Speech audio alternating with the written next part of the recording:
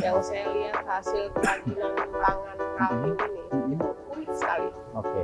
Unik, terus Ternyata pengelolaannya Indonesia masih harus perlu banyak, kita banyak belajar dari luar, sehingga mulai dari proses sampai ke kemasan itu yang membuat kemasan itu menarik, sehingga produk-produk UMKM Kalimantan Timur dan di Balikpapan itu bisa kita jual ke luar Jawa, sehingga ada yang sinergi barter ya. Iya. Jadi dari Pulau Jawa, Jakarta, Sumatera bisa ke Kalimantan.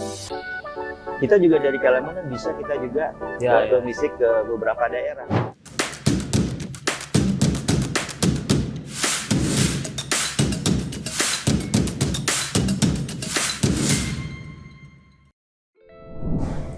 Assalamualaikum warahmatullahi wabarakatuh. Waalaikumsalam. Selamat siang.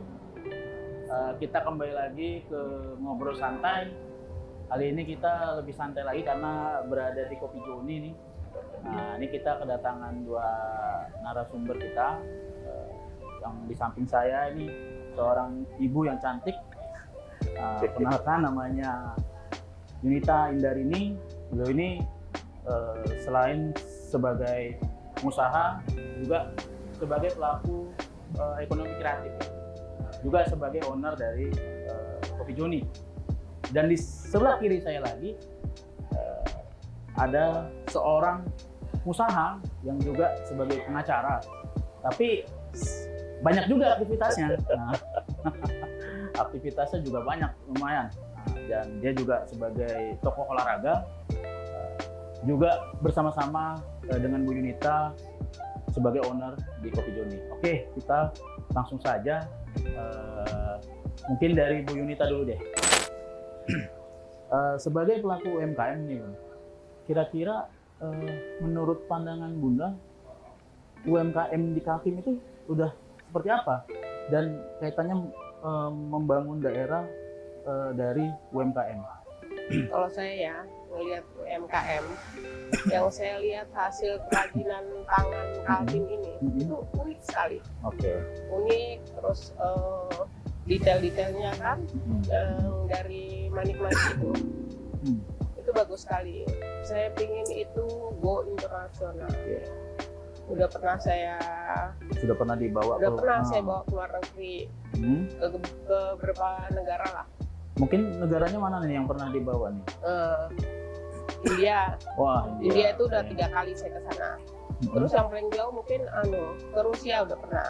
Oke. Rusia, terus ke UK, London udah pernah, bersama dengan waktu itu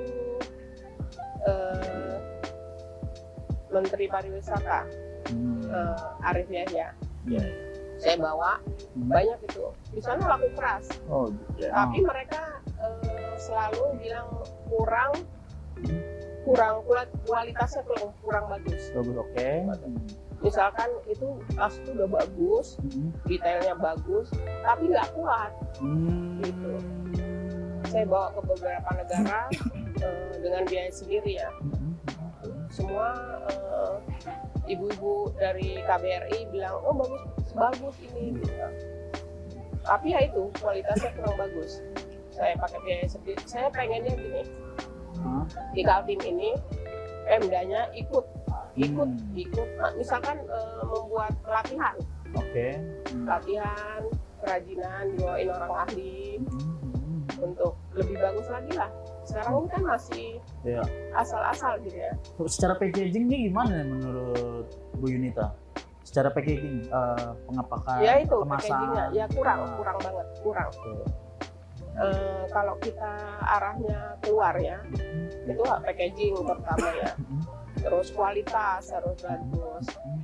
Kadang kita bawa ke sana tuh banyak yang rusak karena kan manik-manik kecil. Tapi peminatnya banyak sekali, terutama India. Saya sampai dapat telepon, kapan datang lagi gitu. Oke. Berarti apakah karena di Kaltim ini mungkin masih cukup kurang tempat-tempat, atau mungkin juga kemasan itu, membuat kemasan yang baik itu kan kadang-kadang mahal gitu ya.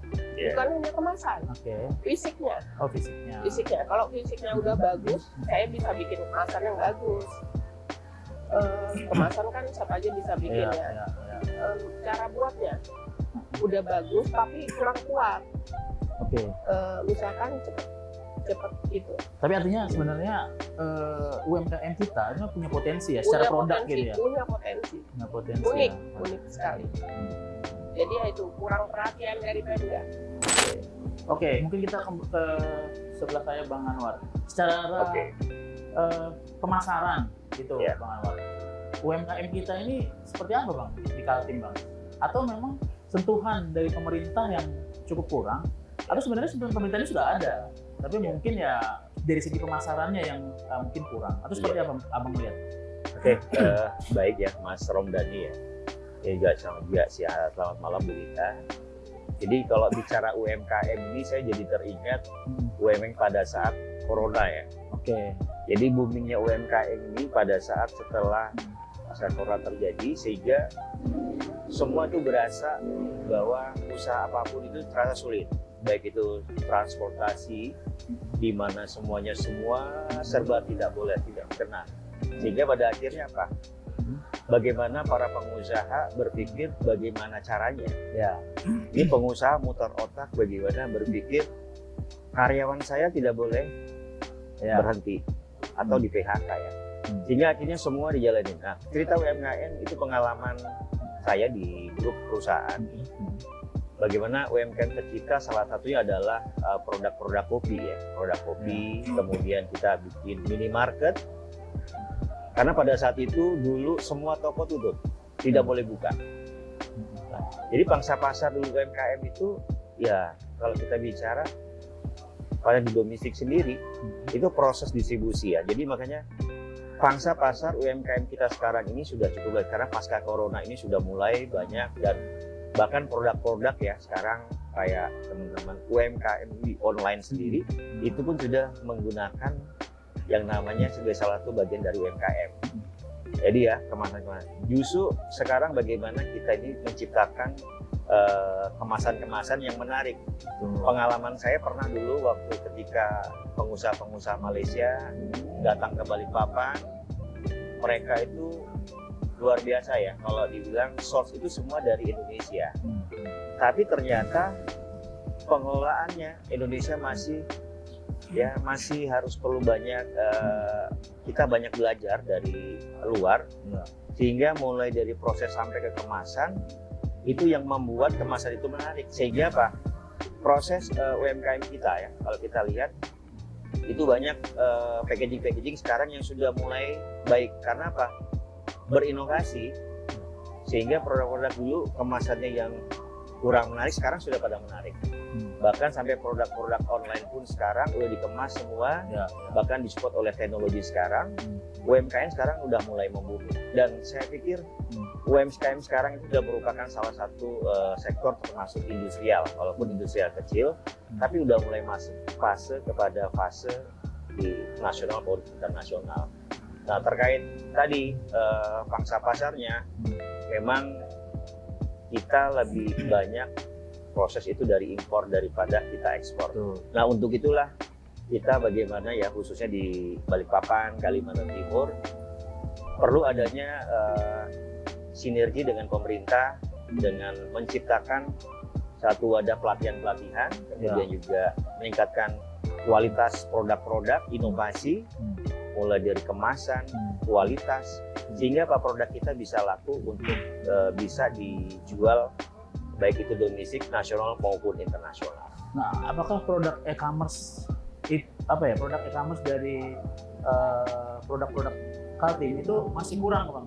Maksudnya penjualan e-commerce dari Kaltim itu apakah mungkin tidak banyak yang mengetahui atau menggunakan cara-cara teknik penjualan lewat marketplace dan segala macam. Apakah di Kaltim itu masih minim literasi untuk menjual dengan cara-cara seperti itu? Kalau kita lihat di luar sana, kita bahkan dengan mudahnya kita lihat lewat marketplace gitu ya. Betul. Bahkan dengan harga yang relatif sangat murah gitu kita dapatkan. Nah, kalau di Kaltim itu, menurut Bang Anwar seperti apa? Iya. Jadi kalau kita bicara di Kaltim Pangsa Pasar ya, memang kalau kita bandingkan dengan online semua rata-rata di luar Kalimantan Timur, Balikpapan. Barangkali begini, di Balikpapan, Kalimantan Timur potensial sumber daya alam kan banyak ya. Oke. Sehingga lebih banyak penduduk masyarakat itu lebih banyak ke dunia usaha, perusahaan, ketimbang daripada usaha-usaha seperti UMKM. Betul. Tapi beda halnya dengan di Pulau Jawa, bagaimana mereka pasakan untuk berupaya bagaimana nih sumber daya alam yang kurang ya, tapi bagaimana mereka dipaksakan untuk menciptakan karya sehingga terciptalah produk. Makanya berbicara tentang diskusi, market, memang lebih banyak pasokan dari Jawa, Jakarta itu ke Kalimantan Timur dan usaha di Balikpapan.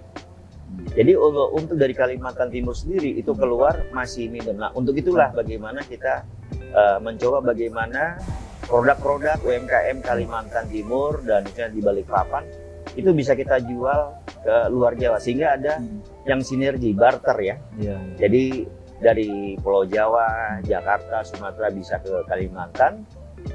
Kita juga dari Kalimantan bisa kita juga domestik ke beberapa daerah.